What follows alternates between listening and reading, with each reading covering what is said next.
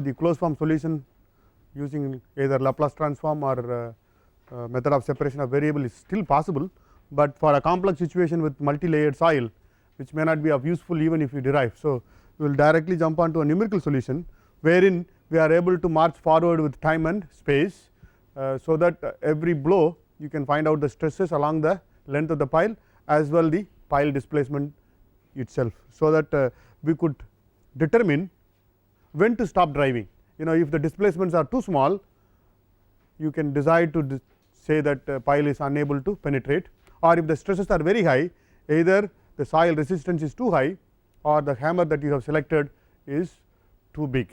So, that is the idea of decision making. So, every blow you will be able to monitor the stresses along the length of the pile as well as with respect to the time that how much dissipation is occurring. So, this numerical solution is quite simple. So, if you idealize a pile, you see in this picture, take a small segment of the pile, attach it with a soil spring on the side. Of course, you can also have a end spring to simulate the end bearing at the bottom, and if you look at the overall pile length, you will have several soil side springs and then one at the end with the end spring. And you can see here on the right hand side, as you see normally when you drive a pile, the soil in the vicinity gets disturbed, and if the disturbance is so large that it actually gets the bond is broken, but that does not happen when you go away from the pile after say 3 diameters or 4 diameters. The pile may not actually get disturbed, because by the time the energy is absorbed and basically the soil remains in static condition. So, that means far away the soil which is not getting disturbed, which is considered as a boundary condition. So, in between you have either a contact or no contact, that is why you see a frictional spring with a limit switch.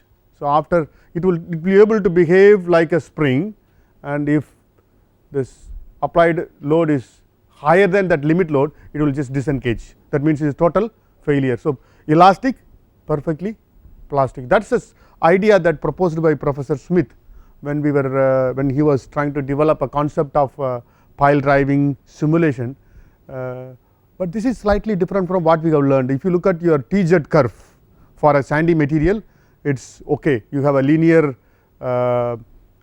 like a elastic distribution, but it is not vertical, it is just going inclined, and then a perfectly plastic after I think 0.1% or 0.1 inch, but for clay you have a slightly non-linear. Now, you strictly speaking you have to follow that, but what proposed by Professor Smith is in dynamic condition most of the time the soil behaves something similar like what he proposed, and he has conducted several tests, and ultimately I think for the last 30-40 years we are using his assumptions, because it is becoming very simple. Suppose if you have taken the other assumption of non-linear distribution of load versus displacement, the solution to the problem becomes quite complicated, and though he assumed those days with such a simple solution, even we use it now because the approximation is not too bad. So, that is what we are going to see. The frictional resistance has a limit, and beyond which soil will get disengaged, very easy to understand. And on the side you have a damper which is very similar to fluid damper, which is going to be associated with the velocity of the movement. So, the frictional resistance is basically depending on the displacement, and the damper is due to the velocity or the movement of the pile along the length. So, this is also needs to be taken into account, because this is not anymore a dynamic static problem, it is a dynamic. Every impact pile tries to displace, move by certain velocity, and the pile component is going to have accelerative component which is going to create inertial force.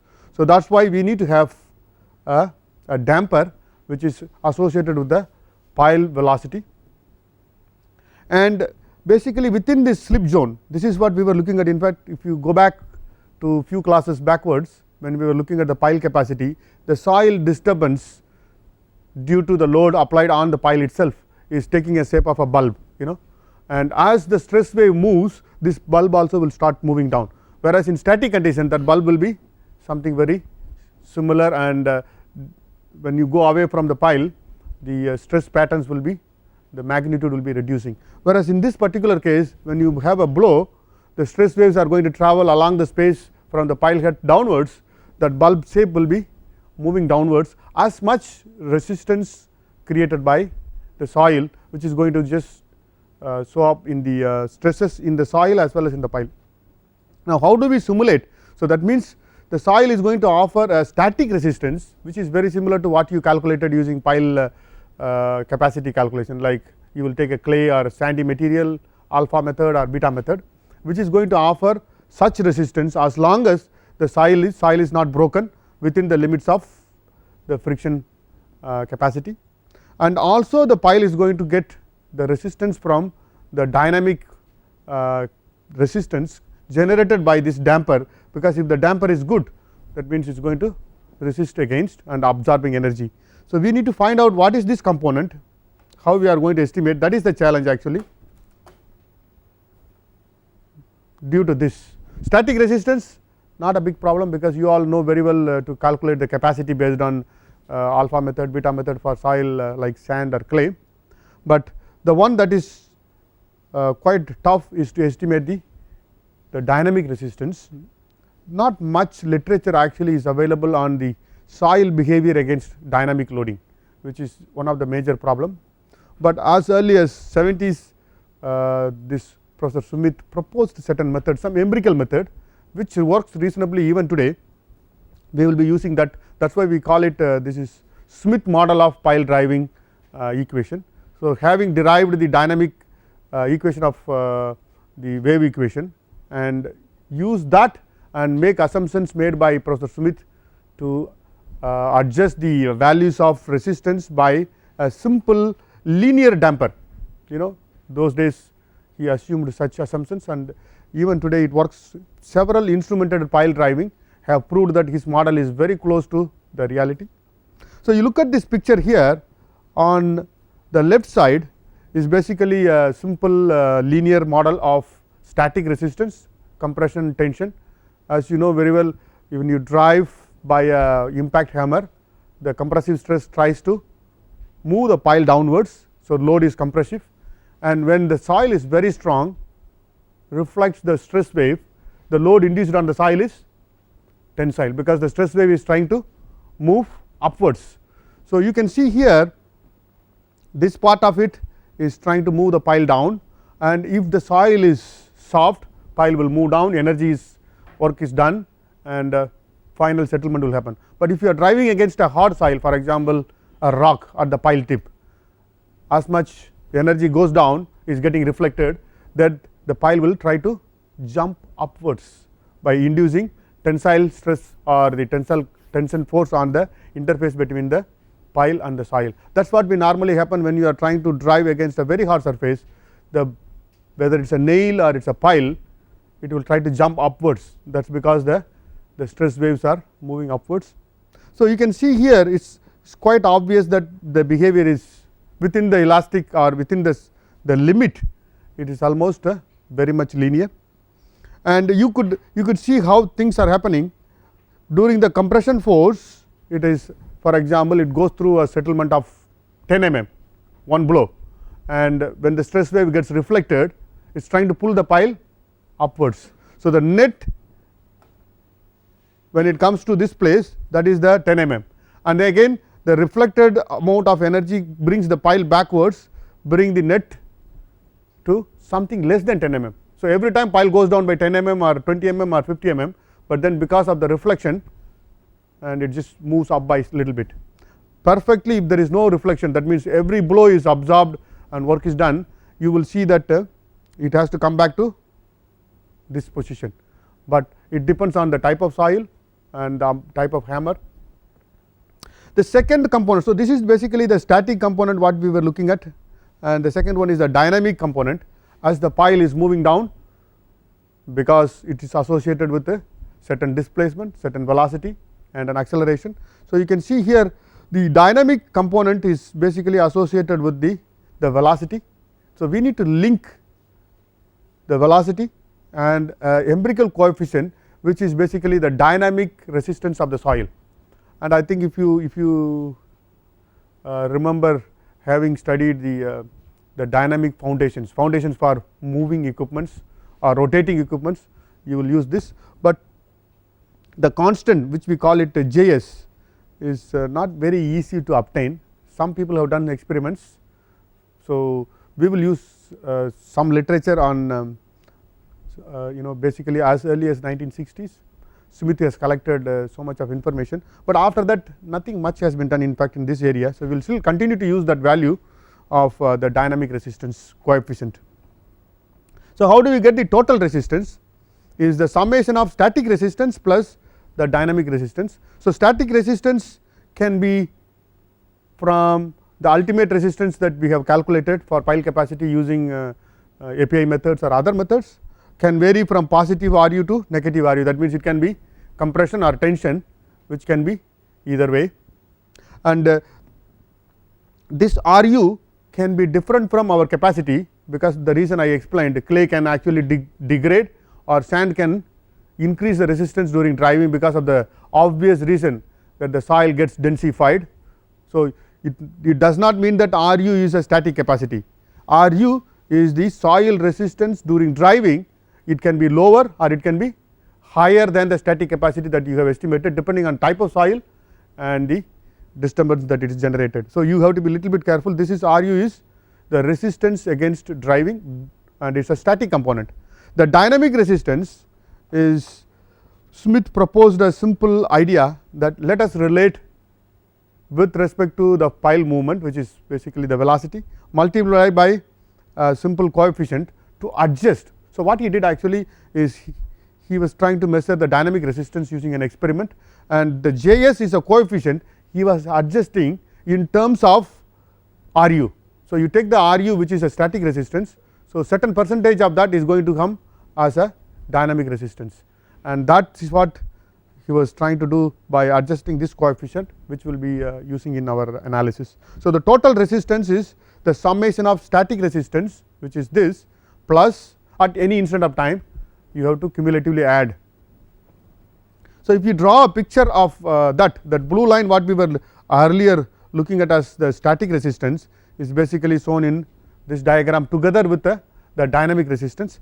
Dynamic resistance is simply the multiplication of velocity times the coefficient of the dynamic resistance Js and the Ru, whereas Ru itself is a static resistance. So, when you just do a summation of this, substitution of this, finally you get this. So, it is basically 1 plus JSV, or you can have it separately, but one thing you need to remember in this diagram, when we look at a TZ curve for sandy material, exactly almost similar like this, it goes like that and straight line.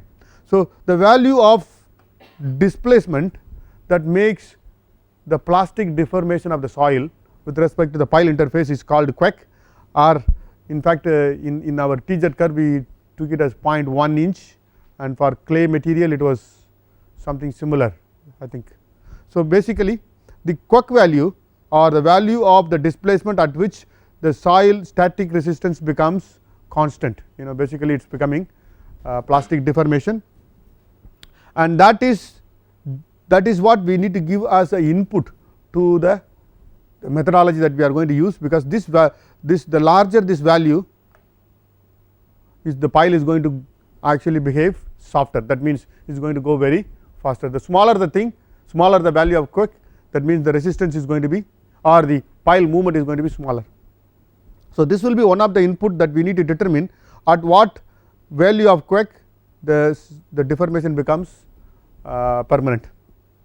So, you can see here the dynamic resistance is proportionated as Ru times J times V, and the static resistance we are trying to model this line and this line, basically delta by Q,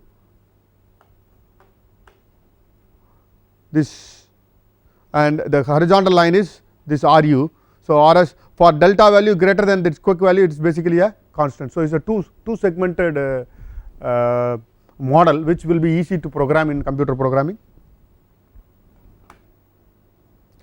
So, what actually is being done in this numerical model is to divide the pile into several sub segments, including the hammer component. For example, if you look at the top one is a hammer, and denoted by a spring value which is Kh, and the remainder part of the pile is divided into several sub segments with associated springs. Now, these K values not necessary that it will be same, because if you look at the practical applications you will have different wall thicknesses, of course not different diameter. Different diameter means not very good. So, remember all the piles will have outer diameter same. You know why?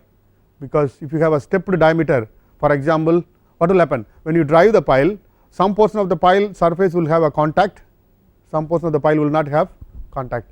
So, your pile capacity will not be very good. In vice versa, when you have a smaller and bigger, driving becomes problem, basically you will have a increased resistance. So, always remember all, whether it is onshore, offshore or coastal, pile outer diameter will be flush, that means it will be a continuous single line surface.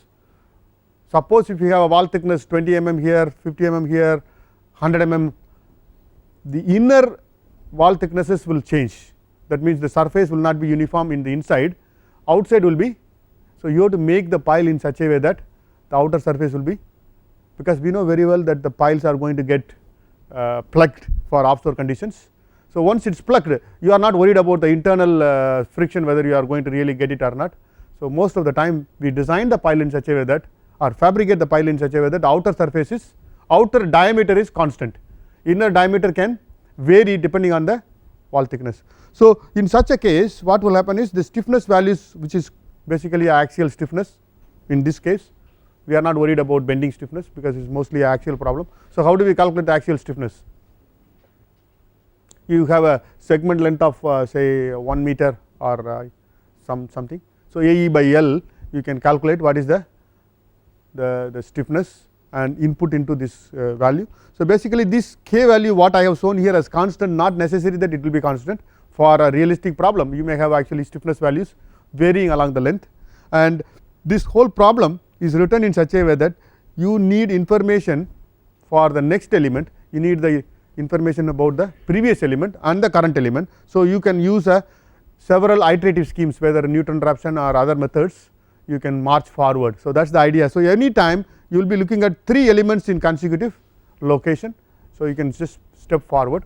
Similarly, in time, if you know past time step, you can calculate the next time step using the present time step values with an approximation, and do an iteration until the present time step and the next time step the difference is within an acceptable limit. I think most of you will be familiar with this finite difference scheme. Once you start programming something yourself, that it is a very useful scheme, because what we are trying to do is we are trying to go and compute the unknown with the known values of the past with certain assumptions, and then try to do adjustments in such a way that the difference between the estimated value and the value that you have in hand is smaller or within the limits of your accuracy you are looking at.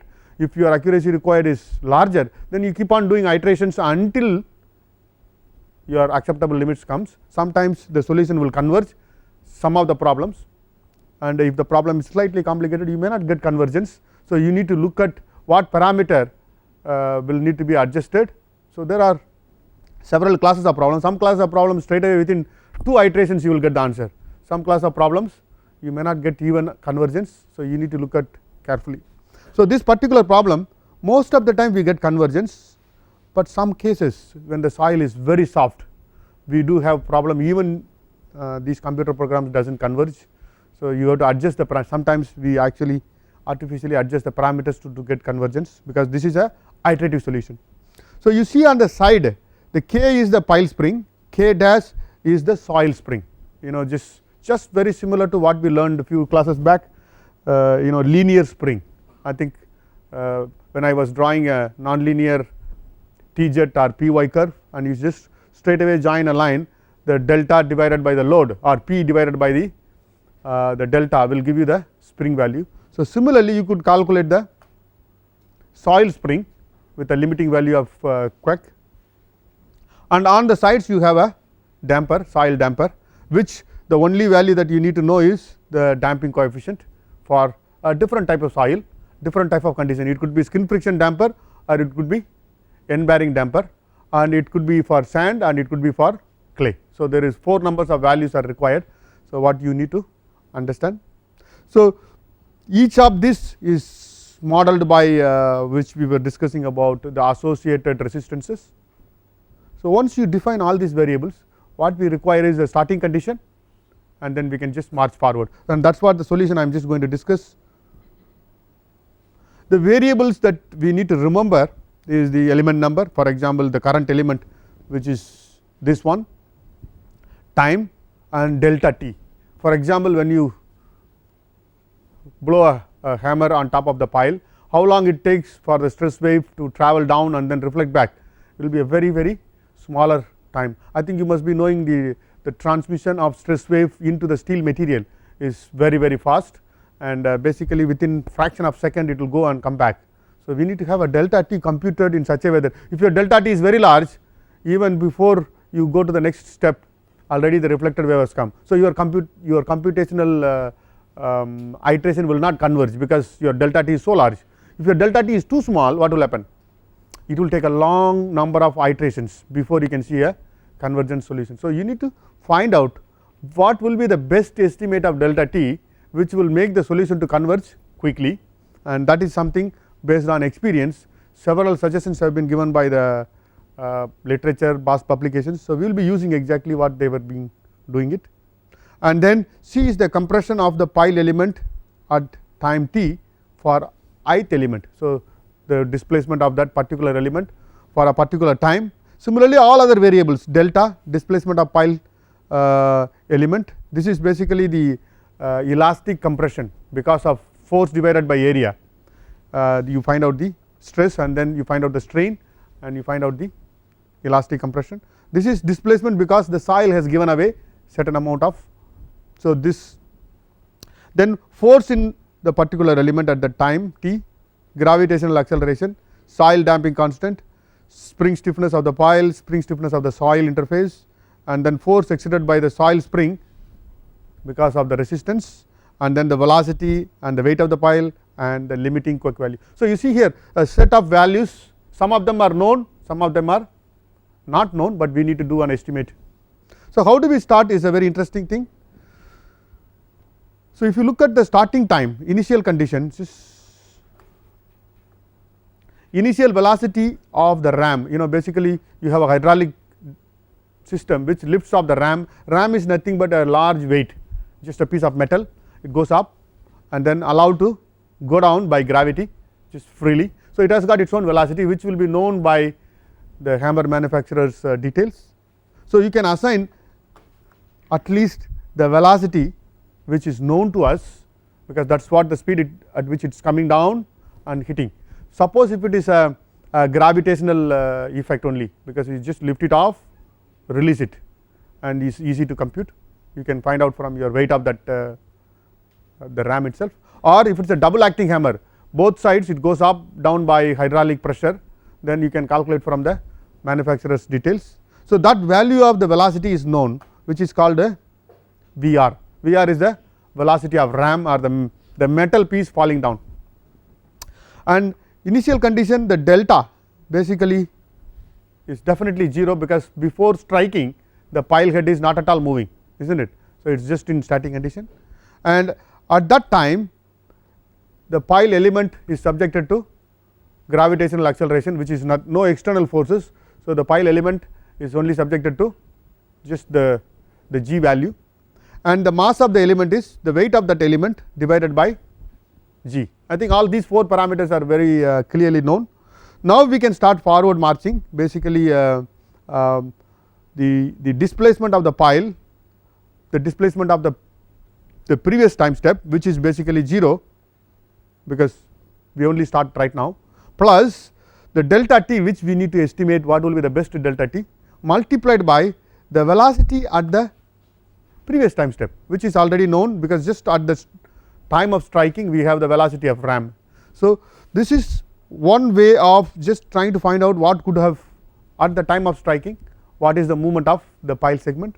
Similarly, velocity of the pile can be updated if you have the velocity at the previous time step multiplied by your acceleration times the delta t. This acceleration at this time is basically the gravitational acceleration, which is already known, and then you also update. So, you can see the sequential update of each parameter from a starting value to an updated value, and basically that is the idea behind this is the procedure is exactly same. Any type of problem finite difference scheme is like this, and then the acceleration also can be updated with the previous time acceleration or the previous time step. And if you can somehow estimate the forces induced on that element divided by the mass, you know very well force is acceleration times the mass. So, that is what we are trying to do. Mass of that element is known from the weight which you already have divided the element into several sub segments, divided by g give you the mass. So, this the one of the biggest problem is how do we estimate the force induced on that element, which we were trying to derive earlier on the static component. So, this you can see the force induced on that previous element to the current element. That means, if you have an element in the middle, this previous element, the balance force only is going to act. So, that is what we need the difference. So, this is ith element, this is I minus 1 element, this the element before, and similarly on the resistance generated by the soil. So, the differential force is going to act on it, and the mass associated with it is mi. So, now we need to find a way of finding out, because once you find this, you can actually go back and then do an iteration and set a differential value. For example, the displacement computed in the present time step to the previous time step, I want to have a tolerance of 1 mm. So, until 1 mm is achieved, I will keep on doing the iterations, and basically every time step I will be updating this computed force value, computed resistance value, and keep adjusting that. Now, the methodology of computing the values of f is somewhat, several methods are available, originally proposed by Smith, and then quite a lot of modifications, and the software companies developed by 3 persons actually. They have published several, in fact they were all also consultants as well as teaching professionals. They have published several papers on various methods of doing this estimation of these forces, because some of the methods takes large number of iterations before convergence. Some methods can easily converge in 2 or 3 iterative steps. The one adapted here, in fact I am trying to explain, is from the software manual, where they use this method. So, force on the pile spring is the Ki, which is nothing but your spring stiffness of that particular element, which is you know the cross sectional area and the modulus of elasticity and the length of the segment. So, you can calculate that, multiplied by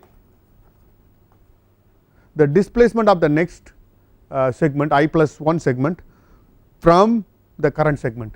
So, basically what we require at the both of them are at the same time step, you know it is not that from the previous time step. So, what you are going to do is, from the previous time step already you have the values, and you can take that value and then deduct the difference between the displacement between the 2 subsequent segments. Either you can go for a forward, or sometimes you can use I and I minus 1, either one you can use it. What we require is the differential settlement of the pile the segments that you have divided, multiplied by the corresponding pile spring, will give you the force due to that particular pile segment. Similarly, you can calculate the force due to the soil spring, which is the resistance, again similar idea, but one of the problem is how do we estimate this. So, what was proposed by Smith was, you see the soil spring which is K dash, which is available to us, and then we have a 2 component, one is the static component which is associated with the Ru, and the second component is associated with the dynamic resistance, which is J times velocity. Velocity is of course known to us from the previous time step, and one of the problem is a combined form. You have displacement, you also have velocity. So, here if you actually make the displacement 0, so what happens is the total resistance offered by the soil is 0, or either way if you make the velocity 0, then it is only a reduced component, that way is correct. So, only when displacement becomes 0, this becomes not a good solution, that means your iterations will take a longer time, and what was the proposal was to separate the static component separately and the dynamic component separately. So, this is the form that is currently being proposed. Basically soil spring is associated with the displacement and the dynamic resistance associated with the velocity. So, the current time step, if you know the values of all the parameters in the current time step, only velocity from the previous time step, because we are calculating the velocity after the calculation of displacement. So, that is why we will have the previous time step. So, once you calculate the force due to the soil and the pile spring, you can go back here, because the previous time step is already known, the current time step you can calculate at this time and update the value of acceleration, and then again go back, and you just repeat this time step with repeat this step within that particular element until the tolerance is achieved. Once you do that, then you go to the next element. So, basically this iterative scheme you can see here as early as 1960s. In fact, no change has happened over the last 50 years. We still use this method.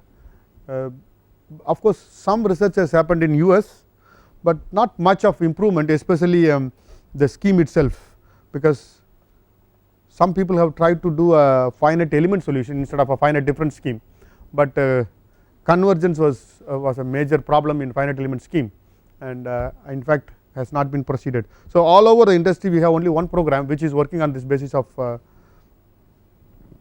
So, the time step increment what was proposed by Smith was something like this: the delta t critical is the length of the pile divided by the velocity, the c, and the velocity is estimated by length, the modulus of elasticity divided by the density of the material.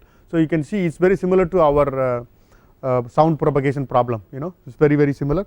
So, you can find out using either this or this, whichever is actually governing, which is smaller, normally used in the program. In fact, this particular program having an option, you can go by method 1 or method 2, but by default we actually leave this method of lumped mass approach, because in any case we are dividing by several subsegments. This is not required. And one of the problem found by this GRL is, actually I forgot the name of 3 persons, is each letter stands for 1 person. 3 of them together developed this company and the software. They have published some papers wherein they found that the adjustment or so called the corrector, which will make the convergence very fast, instead of hundreds of iterations, within a few iterations they can get the solution only for updating the velocity and the displacement. So, what they are proposing is velocity at that current instant of time is plus updated with delta t by 2, you know, instead of if you look at comparison of that and the previous one, you see here is delta t and basically the half time integration. So, that is one of the proposal where they have given, and also the acceleration is taken from 2 time step, one previous time step and the current time step, and the displacement also is taken in a second order fashion, so that the iteration can converge quickly. So, these 2 also integrated into the computer program which we are using. So, this is one of the study work in one of the OTC paper. And the initial velocity, as I was talking about earlier on, you can find out the ram velocity using this root 2 g by w, which is very simple, and the stiffness values for your pile is AE by L. Stiffness value for soil we have to get it from your TZ curve, which is linearized into a very single line, both for soil like sand and clay, because for clay it is almost not exactly linear, it may have a slight modification, but still the assumption is we can use a linear. The next one is the values of the damping coefficient, which is what is unknown. So, you can see here there is a table as given here, damping coefficients for side and point and the displacement values. So, you can see here clay is 0.65, sand is 0.15. The unit of this is second per meter, and for Queck values, which is the definition of the displacement at which soil becomes plastic deformation, is almost irrespective of type of soil, it is proposed that 2.54 mm, which is very obvious that I think for sand we are taking 0.1 inch. If you look at the TZ curve, we take 0.1 inch. So, that is exactly is reflected here. Unfortunately, the problem is it is not 0.1 inch for clay, but then that was the assumption taken earlier because of the disturbed soil during driving, and we still continue to use this because there is no updated information. Even recent times we still use these values, but the damping values you can see here for clay and sand considerable difference, but for the N bearing not much of difference. So, these are the values that you need to remember to apply when you are developing numerical scheme for the pile driving. Some studies done by Russell is basically he did instrumented pile testing in Middle Eastern areas, where he was trying to develop for different types of soil and the values of quake and damping. That is the only paper available within last 30-40 years. He has tried to come up that for sand this 2.54 is good enough, which is what we were having our TZ curve, but for soft clay the quake values are almost double. So, that is the only paper available, but it is not substantiated with a large number of measurements because he has done only one experiment. So, that is why several times we are reluctant to use this, because if you make a mistake in this, what happens is your hammer selection becomes wrong, because instead of 2.54 you use 5 mm, it obviously prove that the pile can be driven even with a smaller hammer, and that will become a potential problem. So, that is why unless is proven in that particular area of locality you cannot use this. So, this paper is recognized in that area where the soil behavior is something similar. Similarly, you can see here the damping values have a considerable difference, especially on the skin. You can see here for sand is 0.26 and then the soft clay is 0.36, and the hard clay or the stiff clay have a lower value. Comparing, you can see here a constant value of 0.65 versus 0.36 all the way to 0.1. So, you could see here considerable difference instead of 0.65 versus 0.1 and 0.36, whereas N bearing not big difference because most of the time you use a 0.5 value, and he also suggested a similar value except for very soft clay it is slightly bigger, but many occasions we do not use this, but if it is proved in that particular locality for pile driving, then it is recommended to use the values given by Russell. You have to use this, otherwise we will use a standard values which is given by API. These values are also recommended by API, so we should be using these values. The next one what we were looking at the discussion on the pile driving resistance, which we were looking at static resistance and dynamic resistance. Dynamic resistance in any way is not going to be the estimation by yourself, because the values of the J has to be available and automatically is calculated at every time step the velocity, which we were doing an iterative scheme. Once the velocity is known, J value is known, and the static resistance is multiplied to get the dynamic resistance. So, what we are going to focus here is the estimation of static pile driving resistance. There are 4 cases, you can see here case 1, 2, 3, 4, lower bound, upper bound, lower bound, upper bound.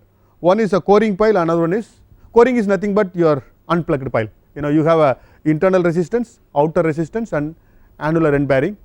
Our plugged pile is basically with the external skin friction with the end bearing. So, there are 4 cases.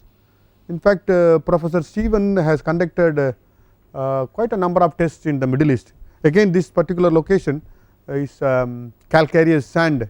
So, he proposed a methodology like 1.5 times the resistance due to basically skin friction and 100% of annular end bearing. So, basically this for lower bound estimate, for upper bound estimate 2 times the skin friction and 1 times the annular end bearing for sand and clay, and lower bound for the plugged case will be 100% skin friction and 100% end bearing, and last one has got 2 options only for sand and clay, different slightly, 30% increase for skin friction in sand and 50% increase in end bearing, and then vice versa here skin friction is 100%. And so, these 4 cases he did study and did the pile driving monitoring time and he was proposing that these methods predict similar capacity in that area, but does not mean that this method is 100% to be applied to all other areas unless the soil profile is like a calcareous sand. So, this particular location he was trying to do that, but most of the time we do agree with the increased end bearing resistance because of the reason I was talking about. When you drive a pile against a sandy material, the soil gets densified. As you go down, the more and more compaction happens. In fact, for compacting a sand we actually do a vibration. So, that is exactly the idea. So, the bottom forms with the soil plug which is densified in material. So, the next time when you try to drive, the pile becomes very difficult to penetrate. So, the agreement is increased end bearing resistance is correct, but increased skin friction not always correct. So, that is why when you develop a design requirement for your own pile driving methodology, you have to look at the soil, whether I should increase from static resistance or reduce from static resistance is to be decided by the geotechnical engineer for that particular location, rather than simply applying the methods that somebody have developed for a particular location. Most of the cases for west coast or east coast, we normally degrade the resistance to driving, which we call it SRD, which is basically soil resistance to driving, will be a percentage of the static resistance. If you have 100% static resistance, we take 60% as the resistance to driving for most type of soil like clay. If it is a sand, you apply slightly increased end bearing, maybe 70% or 80% higher.